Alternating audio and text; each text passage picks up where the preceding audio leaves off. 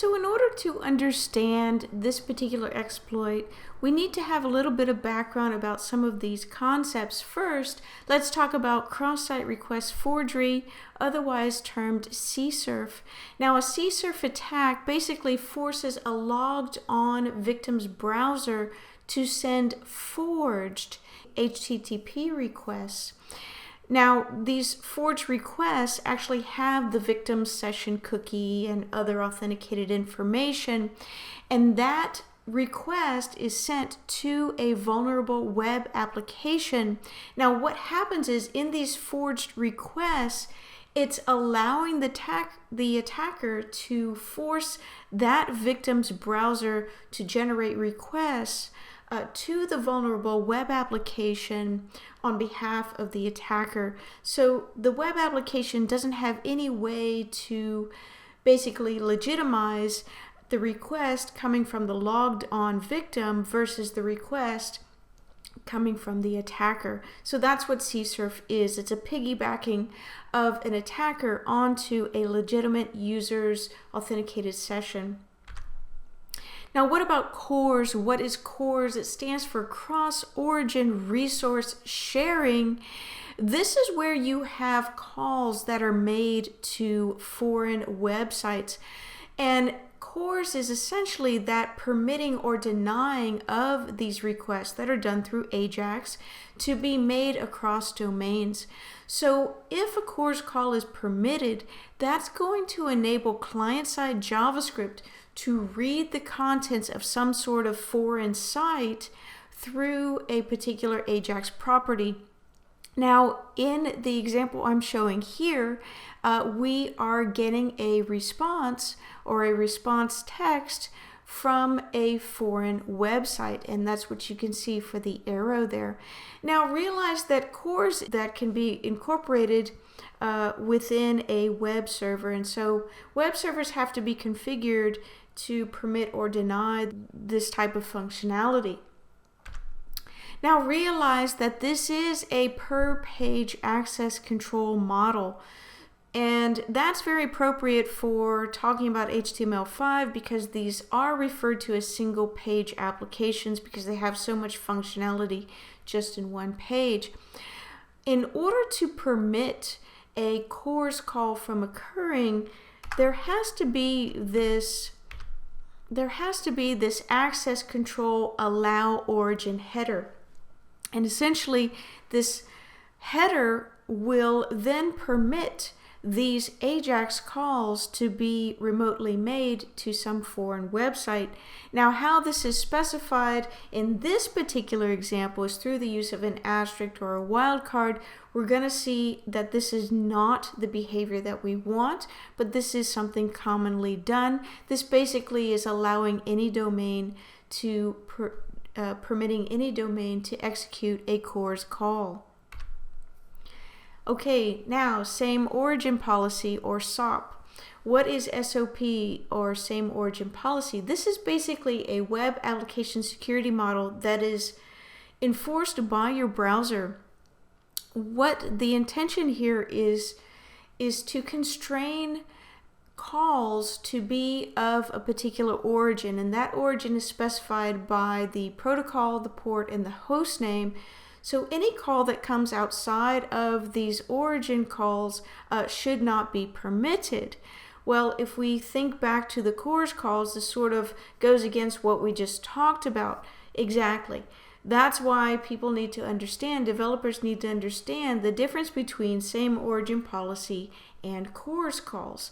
So one of the things you need to realize is that same origin policy protection does protect against foreign requests from executing in your authenticated session, but only if the origin violates the constraints set that we saw on the previous slide. So only if the origin is a different protocol, port, or host name.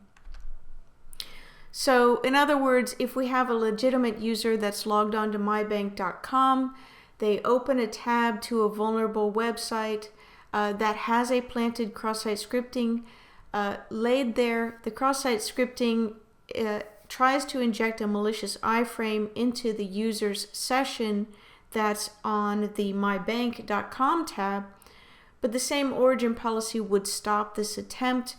The reason why is because the request in that other tab would be coming from a different host name or a different protocol, etc. However, here's the caveat with same origin policy.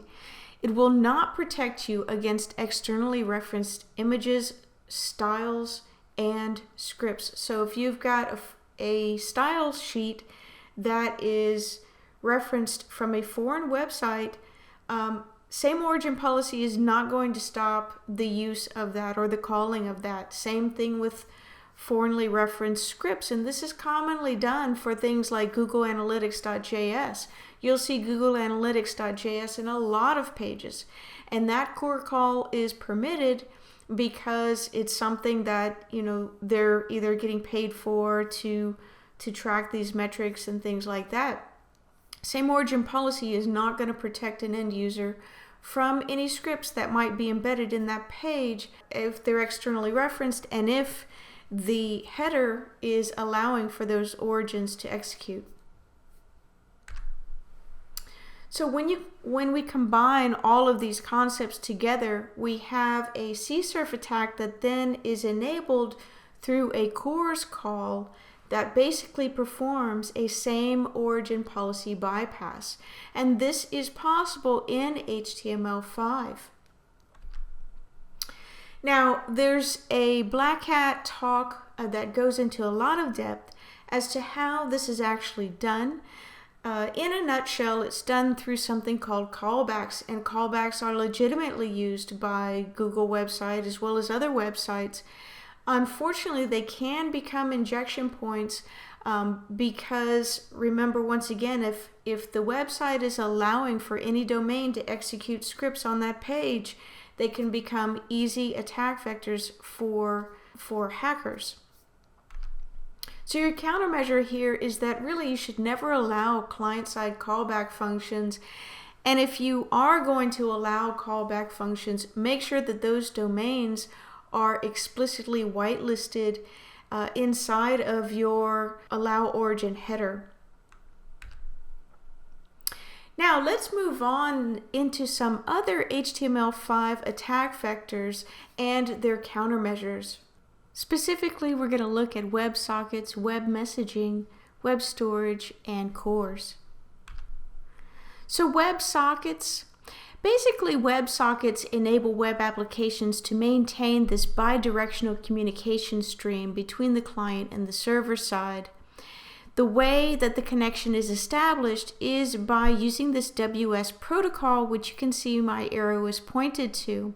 Realize that WS is the same as using HTTP. In other words, it's unencrypted. So of course the defense to this would be to use the WSS protocol instead. This is your WebSockets over SSH, and this is going to protect you from anyone doing any kind of traffic sniffing.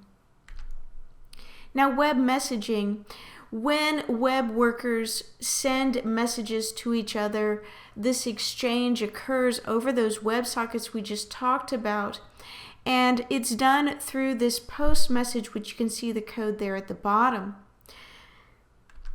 Basically, the defense here is anytime a receiving window gets a message, there needs to be this performing of input validation on that data of that received message. You need to make sure, just as we saw with adding countermeasures for command injection, it's the same type of thing here. We need to make sure that the tasks that are getting done are actually authorized requests that we want to be done between the server and the client. Such validation obviously needs to be done on the server side, and make sure that developers don't do a direct reflection of a command immediately back to the client. Now, web storage, this is commonly also known as local storage. This is a nice concept in that it provides the ability to store values inside of our browser, inside of our DOM, that can be locally accessed or could be accessed across multiple pages if we chose to use a web SQL database inside of the DOM itself. And you can see some sample code here. The problem comes in when we try storing sensitive information inside of web storage or local storage. It's very easy to see and thus very easy to be attempted to manipulate or tamper with, as well as reuse. So in this particular case, we see that this authorization token is being displayed, and we need to make sure that that authorization token has some kind of either time limit on it, or maybe there's an anti-CSRF token that's included in this page so that this doesn't become susceptible to a replay attack. Because this information is so easy to see in the web storage of HTML5, we want to make sure that defenses are put in place against replay attacks. Now, of course, we talked about quite a bit already. Once again, a web page can include the domain of some sort of externally referenced site. In the example that I'm showing here, we actually have some fonts that are externally referenced, and they're coming from googleapis.com. So basically, the web server is allowing this call to the fonts externally, and it doesn't restrict that call to any particular domain. That's just using the asterisk or the wildcard. And then we talked about this earlier as well. So you can clearly see this on the response, that the access control allow origin is set to allow anything to come through. So the defense here is you never want to use the asterisk or the wildcard. You always want to make sure that you whitelist any of the acceptable domains that you want to permit to execute scripts on your web application. Now, at a high level overview of our defenses, of course, we always need to validate our input, use our whitelisting, and make sure it's done on the server side. We never want to use the JavaScript eval function. It's just extremely dangerous and very easy to manipulate.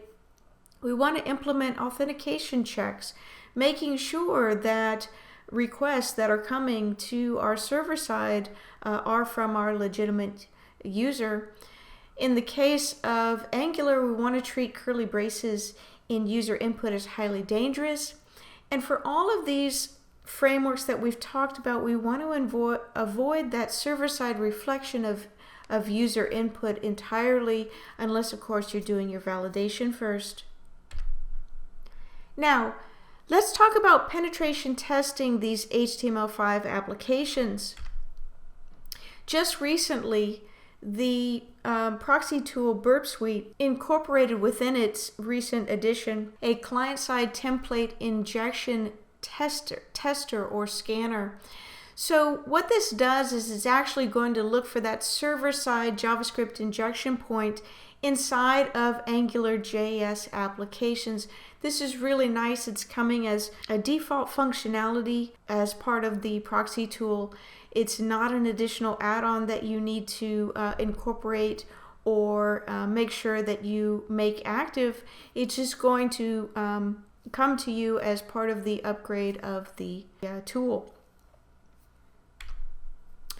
I'm just showing you here an example of how this particular Proxy Tool Burp Suite can catch HTML5 vulnerabilities. So in this example, we've got a Crosssite origin sharing violation, and that is that fonts.googlesapi.com that I had mentioned before. So basically, it's saying that the access control allow credentials header is not specified, and that the web server is allowing for any cross-domain execution of scripts. Also, the other thing that penetration testers need to do is, in the past, we've We know that a lot of changes have been put in place, particularly in browsers, to prevent cross-site scripting, to look for known tags such as script, but realize there's new tags now. So there's new HTML5 tags that are available that can basically try to get around those preventative measures.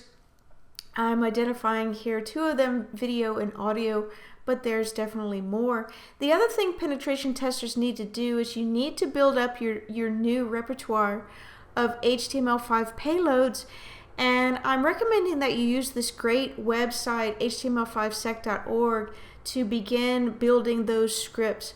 Like most web applications, you're not going to be able to scan your way out of finding everything. You're definitely going to have to write some custom scripts to see how the HTML5 application was designed and coded, and then try to find vulnerabilities therein.